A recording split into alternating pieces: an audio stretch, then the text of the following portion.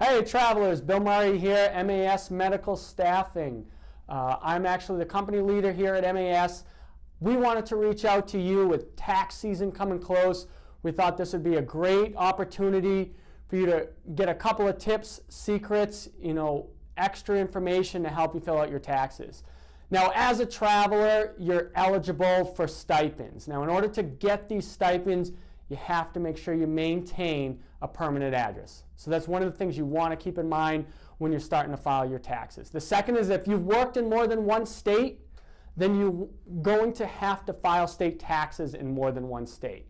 Keep that in mind.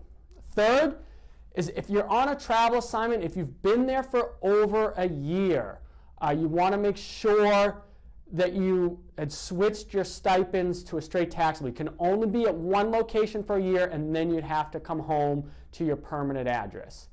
Having said those things, I'm going to go into a couple of extra additional tips that could help you save money.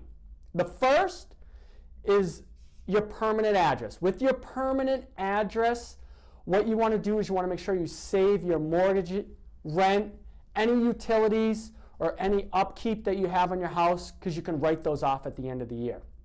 The second is any of your travel expenses. Say you buy airline tickets, you have a rental car, hotels, food. Make sure you save those receipts and you can write off those additional expenses at the end of the year as well. The third one is any professional deductions that you are eligible for. Say you do continuing education classes, those count as a write-off at the end of the year. Even cell phones, computers, if you have insurance that you have to hold for your profession, those are all write-offs that you can add to the tax deductions at the end of the year. So one of the biggest tips, having said all three of those things, the biggest thing you have to remember, save every single receipt that you get while you're on assignment. Whether it's a cup of coffee in the airport when you're traveling, all the way up to your continuing education classes, the more receipts you have, the better you're going to be able to prepare your taxes and get those deductions.